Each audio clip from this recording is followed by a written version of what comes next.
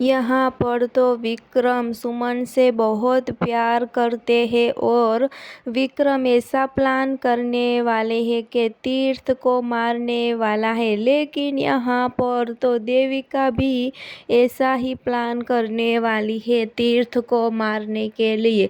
लेकिन दोस्तों यहाँ पर तो चंद्रकांत सुमन को मारने वाला है।